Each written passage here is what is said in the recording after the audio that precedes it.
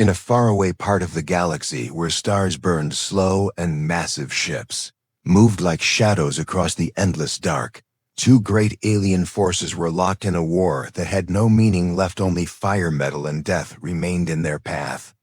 The Alvar Dominion and the Kethan Swarm had fought for years over systems filled with ancient machines and forgotten technology, each side claiming that the secrets hidden in those planets belonged to them, each side willing to destroy entire worlds, just to stop the other from getting there first. Their weapons were sleek and advanced, their ships were silent killers, their soldiers were grown not born, trained not raised, and they marched without question. But even after so much destruction, neither side could win, because the machines they fought over were not simple. They held secrets beyond their understanding. They belonged to civilizations older than memory and now broken by time and greed. Galactic Council watched from a distance, powerless to stop the chaos but unwilling to interfere. These species had once agreed to peace, had once followed rules, and shared knowledge. But now they had broken away, turned savage, and the Council had chosen to wait for the war to burn itself out. One by one, the stars near the war zones dimmed, whole planets turned into dust, and still the Alvars and Kethans fought on. Far from the center of power, from the Council's careful eyes, and beyond the well-known trade routes, there was a small blue world, once considered wild, too chaotic to join the Council, a world full of noise and rebellion, a world the Council had marked as unstable long ago. Earth had sent messengers, had tried to become part of the larger galactic order, but the answer was always no. The humans were too violent, too emotional, too quick to fight, and too slow to obey. So the Council had turned away, and Earth had faded from memory. Generations passed, and the name of humanity became a joke among the older races, stories told to children as warnings about what happened when a species grew too fast and too proud. Some even believed Earth had collapsed, destroyed itself in war or disease. No one had heard from humans in decades, and no one cared until now, in the middle of a battlefield above a cold, mineral-rich planet where Kethan and Alvar ships circled like vultures. A strange signal appeared. It was not a warning, not a threat, not even a message. It was just noise, distorted waves, static, and pulses that meant nothing. But it came closer and closer until the scanner showed something strange, a group of unknown ships, moving fast and burning hot, their designs messy, their systems overloaded, and their surfaces scarred, as if they had already been through hell. At first, the alien commanders thought it was a malfunction, maybe debris or pirates, or even lost refugees. But then the ships broke through the edge of the war zone, with engines blazing, and no request for permission. They cut through the battle line like meteors, heading straight for the surface of the planet, ignoring every warning, every attempt at communication. Kethan's swarm opened fire, first sending a wall of plasma to stop the unknown fleet. But the strange ships kept coming. One of them exploded in midair, another twisted and fell in flames. But the rest held course, crashing into the ground in a storm of fire, metal, and dust. They didn't land. They invaded. Troops spilled out from the torn hulls, armor half-broken, faces smeared with dirt and blood, weapons old and worn but held with steady hands. These were not trained soldiers in perfect gear. These were warriors carved from pain and survival, and when they moved, they did not march. They ran, they charged, they fought like creatures who had nothing left to lose. The aliens watched in confusion. Some tried to fight, others tried to run, but none could understand what was happening. Who were these fighters? Why had they come? Where did they learn to fight like this? And why did they carry the smell of death already on their skin? One alien officer saw the humans up close and noticed their eyes. Not cold like machines, not blind like drones, but burning like fire, tired, but sharp, full of memory and anger, and something else, something that felt older than the war itself. He watched one of them carry a wounded comrade, not with orders, not with duty, but with something that looked like loyalty, the kind that no training could create. Back on the orbiting ships, confusion turned to fear. The invaders did not speak, did not answer hails.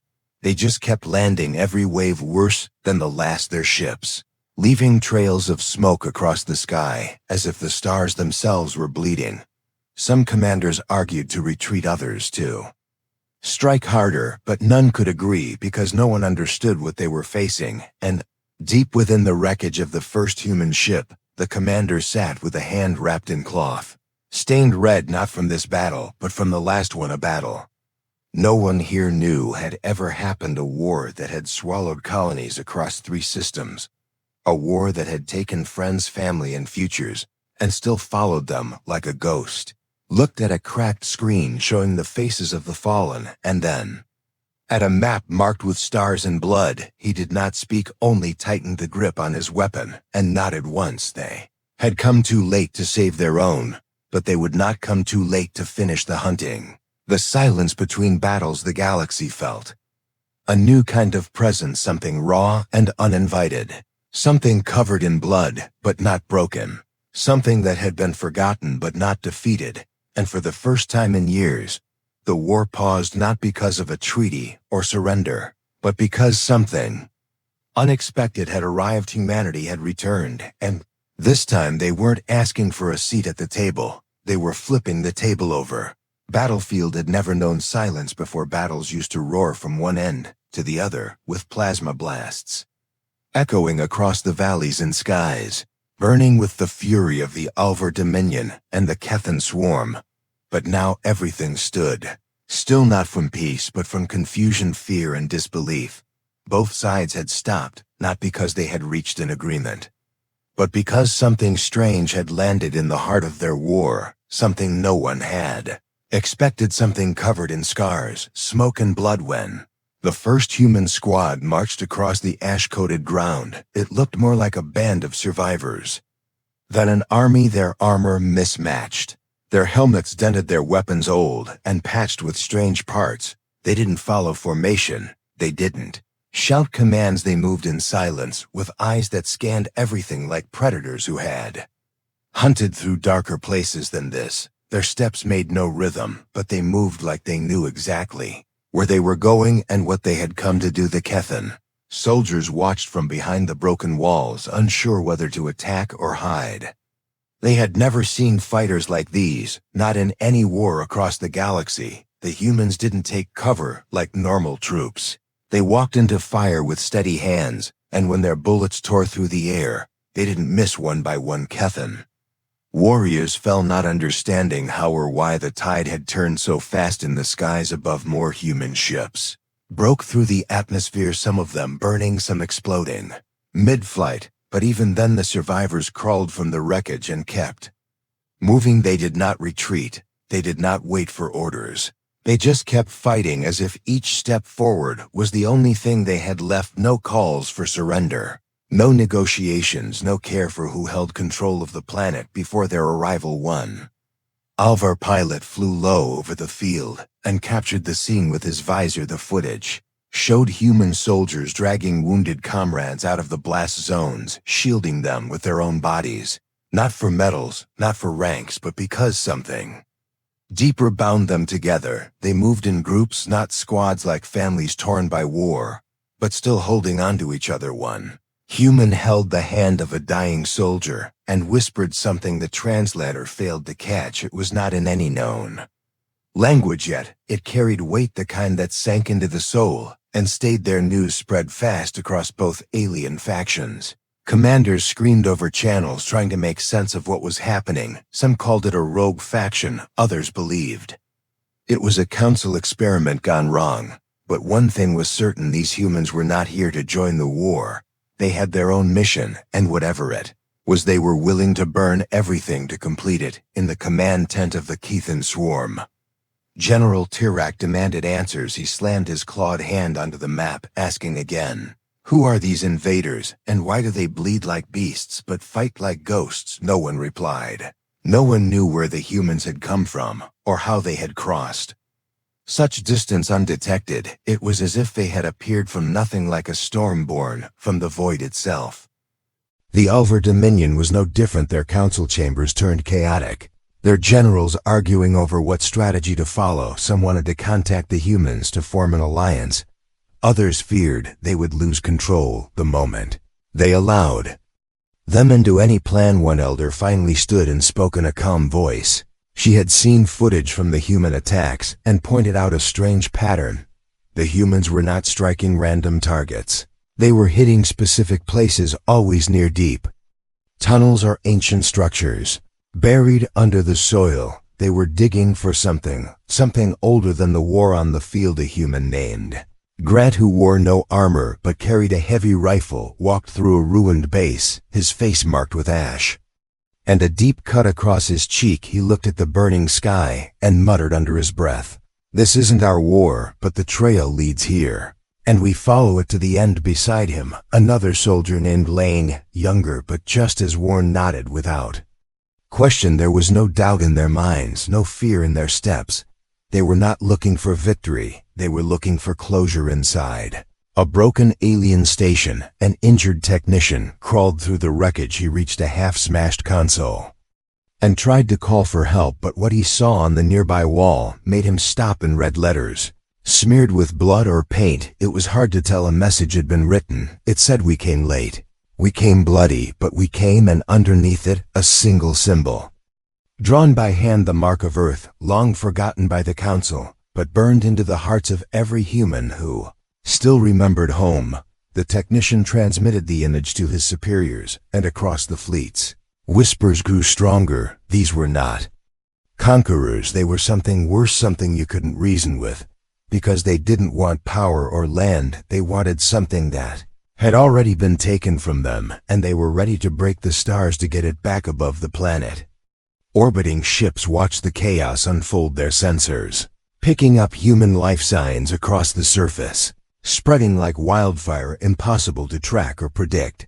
They moved too fast. They used old tech mixed with stolen parts. They didn't match any known fleet, but they worked together with a kind of unity that came from pain, not programming. In the human command post, which was no more than a broken freighter turned into a bunker, the leading officer, Reed, stood in silence over a table scattered with maps, photographs, and names, most of them crossed out. He didn't speak much, didn't need to. His presence was enough. The others looked to him, not for comfort, but for direction. He pointed to a location near the old ruins, and simply said, "We finish it there." No one asked questions, no one doubted him. They picked up their gear, checked their weapons, and marched on, even if their legs shook, even if their bodies bled, because they were not soldiers born for glory, they were survivors chasing an end that only they could understand. In that moment, the galaxy learned something it had forgotten a long time ago. Humans don't always come first. They don't always come clean. But when they come like thunder, and thunder does not knock before it breaks the sky. The wind moved slowly across the battlefield, carrying the smell of smoke, rust, and something deeper, something old like ash, from a fire that had never stopped burning long after the fighting had ended. Silence returned to the ruins, but it was not peace. It was the kind of silence that spoke of broken things and buried truths. Above the shattered towers, the clouds hung low and red, flashing with distant lightning, as if the sky itself remembered what had happened here and refused to move on. Somewhere beneath the cracked ground, beneath fallen debris and twisted metal, a Kefan medic crawled through the dust, his breathing shallow, his eyes burning from the smoke. He had been separated from his unit during the last wave, when the humans came in like fire, wrapped in blood and armor that barely held together. He had seen one of them charge through a wall of plasma, as if it didn't matter, and another carry 3 wounded on his back while bullets tore the air around him. He didn't know how they moved like that, or why they didn't fall when they should have fallen. Now the medic stumbled into the remains of a bunker that had once belonged to his side, though it barely looked like anything anymore. The walls had collapsed, the lights were dead, and only the flickering blue glow of an old data panel showed that someone had tried to keep something running. Inside, he found broken crates, shattered screens, and weapons burned to uselessness, but no human bodies, only traces, signs that someone had been here recently. The scent of smoke, fresh boot prints in the dust, and strange markings on the wall, drawn by hand, not by machine. Looked closer and saw symbols rough and uneven, as if made in a hurry. or pain, and below them words written in old human tongue that his translator struggled to process. "We came too late again." The message reads simple, heavy, final. He didn't understand what it meant, but he felt something in his chest shift, not fear, not anger, something quieter, something that didn't belong to war. He moved deeper into the ruins and found more of the same. Crude writing scattered across surfaces like echoes from voices that no longer remained, messages left not for enemies, not for allies, but for themselves, memories, reminders, maybe apologies written in blood, grease, or paint. It was hard to tell back. Above the surface, a human scout named Lane moved through the rocky pass near the southern ridge, his rifle slung across his shoulder and his armor patched with strips of metal from enemy drones he had collected during past fights, not because they were better, but because he needed anything that would hold his gear. Together he moved with purpose, but his eyes held something distant, like they were watching memories instead of the world around him. Beside him walked a dog with gray fur and a missing eye. Silent, loyal, the only thing Lane had left from the first colony they had lost. As Lane reached the overlook, he paused and stared down at the valley below, where alien forces had once set up command, now broken and abandoned. He pulled out a small device and scanned the area, his fingers shaking slightly, not from cold, but from everything he carried inside. Years of running, years of burying friends and family on strange worlds. None of it was gone, it just sat quieter than before, waiting. Further west, another human named Grant stood over a buried entrance, his boots covered in mud and old blood, his breathing heavy as he looked down at the sealed hatch, half buried in stone. "This is it," he said softly, even though no one was around. "This is where it started." His hand touched the metal, and for a moment, he closed his eyes, remembering not the war here, but the one before, the one that had burned across the edges of human space, when something unknown began wiping out colonies, leaving nothing behind, no bodies, no signals, just emptiness. They had chased it across dying stars, through wrecked outposts, and into silence, and now the trail led here, not by chance, but by design. He could feel it in his bones. Something ancient moved beneath these lands. Something the aliens didn't understand, something that fed on war and grew in the cracks of dying civilizations.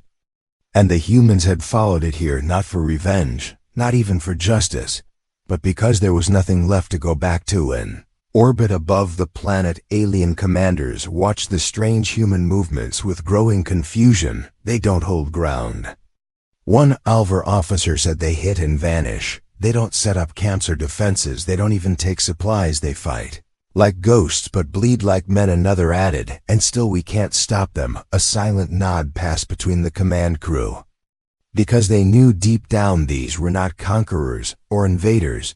They were something else, something harder to define. They watched a recording of a human rescue mission where two soldiers had carried a wounded enemy to safety while still firing back at advancing drones, not for strategy, not for diplomacy, but simply because they refused to leave anyone behind, even a stranger. And that unsettled the aliens more than any weapon or tactic. It made them question everything they thought they understood about war. Back on the ground, Commander Reed stood in a wide crater, once a city center, now a wasteland, his face covered in dust, his armor dented from days without rest. He didn't speak much, he never did, but his presence pulled the others. Together they moved when he moved, and when he stopped they waited. Now he stared at a wall covered in the same markings as the ruins, words in human tongue. "We follow the trail until the end," burned into the stone like a vow. He turned to his second, a quiet man named Brooks, whose left arm was a machine held together by wires, and Will Reed nodded, and Brooks understood without needing a word. They had found what they were looking for, or at least the next piece of it, and time was running short. Something was waking beneath the surface, something connected to the enemy they had chased across the stars, something that had once touched human worlds and vanished before anyone knew its name. War between the Alvars and Kethans no longer mattered. The land they fought for, the machines they tried to control, the maps they argued over, none of it meant anything if this thing wasn't stopped, because it didn't care about flags or empires. It only fed and moved on, leaving silence behind. The Kind of silence that now filled the valleys where humans walked alone. And as the sun set behind the smoke-covered hills casting long shadows across the broken battlefield, the galaxy felt smaller, weaker, and far more fragile because the forgotten species had returned not to claim power, not to demand a place in the council, but to finish something ancient and dark, and when they finished it, they would leave not with pride, not with songs, only with more scars and silence. Night spread over the battlefield like a thick blanket of smoke and stars, hiding the broken land beneath its shadow. The wind moved slow and heavy through the trees that had somehow survived the fire, their leaves dark and still as cold. If they too listened to the quiet that had taken the war in its hands, and pressed pause on everything for a moment, both the Alvar Waco Dominion and the Keithan swarm waited in silence, their fleets holding position, their soldiers standing at the edge of bunkers wondering not when to fire but who they were truly fighting now, because the enemy that had dropped from the sky in steel coffins and walked through fire like it was dust had changed the shape of this war. And no one had the answer any more. High above the orbiting command station of the Alvar fleet, a meeting was held in a cold chamber, lined with glass and steel. Ancient generals with long memories stood around a glowing map where red markers blinked like dying stars, every one of them showing human movement, every one of them outpacing prediction. One commander named Relin spoke with a voice sharp like stone. He said they don't follow strategy, they don't defend territory, they just move forward toward locations we once marked as unimportant. They seem to be chasing something, but none of our analysts can understand what it is. Another voice from across the chamber, this one old and dry, said we found an old signal buried in their broadcast lines, deep encryption, old tech not like ours, but full of memory. The message was short and broken, but clear enough. It said last trail confirmed Earthfall data. Points to Keithan fleet hidden cores, threat origin detected. Repeat last trail confirmed. Those words repeated over and over like a call across Tima. Silence followed this revelation, then whispers spread across the room because the meaning had finally cracked open. The humans had not come to fight for land or politics or to claim glory in an alien war. They had followed something here. Something that had taken from them before, something that now lived within the Keithan forces without their knowledge. And this war was not the beginning, it was only a part of something older, something deeper. On the ground, Reed walked through a narrow canyon where the rocks glowed faintly with strange light, his boots crunching over broken crystal and the burned remains of machines that had never belonged to any known faction. Beside him, Brooks moved without a word, carrying the device that pinned quietly, each step bringing them closer to a buried signal. Behind them, a team of scouts watched the sky as if expecting it to fall again. At any moment, Reed stopped and looked ahead where a large metal door lay half buried in the rock, sealed by time and forgotten maps. He reached out, touched the surface, and said, "This is where it started." Brooks connected the device and the door hissed open, slow, like it had not been touched for centuries. Inside, the air was still thick, dry, and cold. A hallway stretched forward, lined with walls marked in a language neither human nor alien, like scratches left by a dying hand. At the end of the hall, they found what they had feared and expected: the remains of a deep research core, built long ago by a species lost to time. Its systems still barely alive, humming with weak energy, and something else, something quiet and wrong, a presence that made even the hardened soldiers feel cold under their skin. On a screen, broken but readable, the logs began to play. Audio, broken images flickering, showing the slow rise of a creature not born from flesh or metal, but something in between, something that fed on thought, memory, and fear, something that had touched Earth's first outer colonies and moved before anyone could understand what it was. The humans had not created it, but they had fought it, and they had lost many times before they found a way to track it across the stars. And now that trail led here, not to the planet itself, but to the heart of the Keithan fleet, where it had hidden for years, spreading like shadow behind their war effort, and now ready to take more. The humans had come not for vengeance, but for the final strike. Because if they failed here, nothing else would matter. The parasite would spread again, and the galaxy would never even know what had taken it far away in a dark chamber aboard. The Kethan flagship, the Truth, finally reached the High Command. A captured signal translated from human code played through their systems.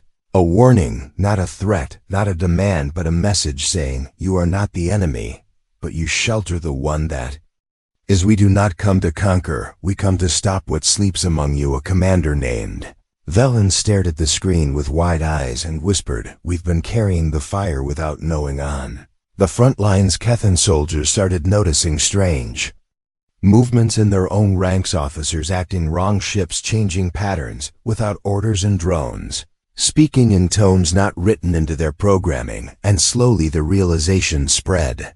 They had been infected long before the first human had ever landed, and now the infection was waking faster, feeding on the chaos of war, and the Kethans were no longer in control. Humans moved quickly, now every squad heading to key points where old machines buried deep could be activated to trap and destroy the source. Reed ordered all units to ignore enemy fire unless directly attacked and focus on the objective. Their weapons were low, their armor failing, but their steps never slowed because they knew this was the end, not just of a mission, not just of a war, but of a story that had haunted them since the first colony fell at one site.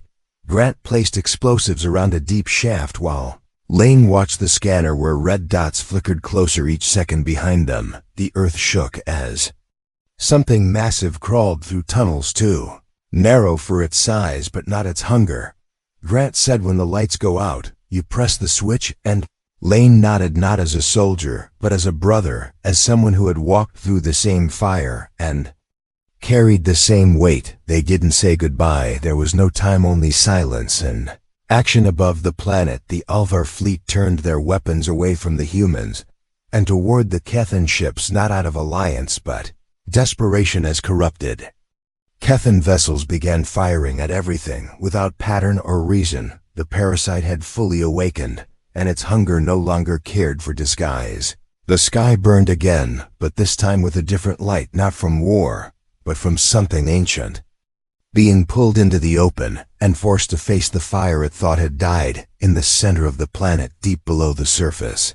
Reed stood before the final gate where the parasite had rooted itself in machines once used to study the universe, and now twisted into a hive of thought and shadow. He raised his weapon and took a breath, not to steady himself, but to remember everything that had brought him here. Then he stepped forward into the dark with no plan to return, because this was the truth.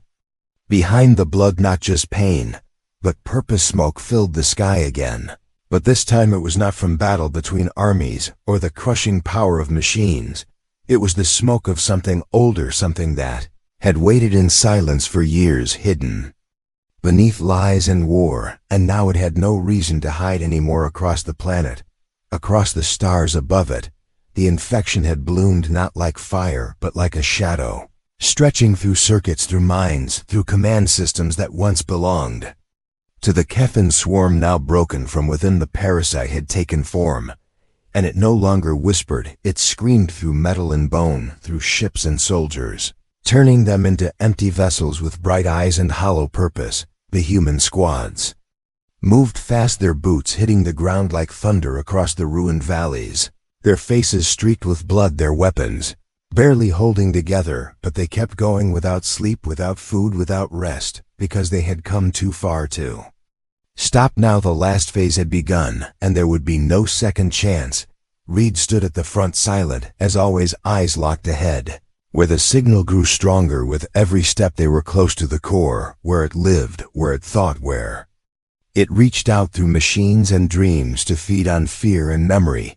Behind him came Brooks, limping from a wound, wrapped in burnt cloth, carrying the last charge meant to destroy the central node if it could reach deep enough before the infection turned it into something else. Grant and Lane followed from the side, carrying what was left of the old tracking devices, the ones that had guided them through 5 systems following a scent no other species could see or understand. They had lost friends, they had lost homes, they had lost names to this chase, but they never lost the trail, and now they would end it, even if it ended them. The Alvar fleet had changed position, abandoning their outer defenses to face the sky were infected. Kefin ships moved like swarms of broken glass, cutting through the dark without formation or reason. They fired on everything, not just enemies. Not just humans, even their own vessels fell under attack as if the parasite no longer cared who lived or died, only that something burned in its place. The Alvar commander watched through a cracked lens, issuing orders with a voice that shook not from fear, but from the weight of truth. "We ignored the humans for too long," he said, "and now they are the only ones fighting to save all of." Using the command cave deep under the planet, where ancient technology had been reactivated, the air turned thick with heat and humming. Strange lights moved along the walls, and the floor pulsed like it breathed. Reed stepped forward with the final unit in hand, a device built from old human code, fused with stolen parts of alien machines. Something that barely held together, yet pulsed with intention behind him. The others spread out, taking positions not for cover, but for time, each one knowing the plan, each one knowing their role, and the cost it would bring.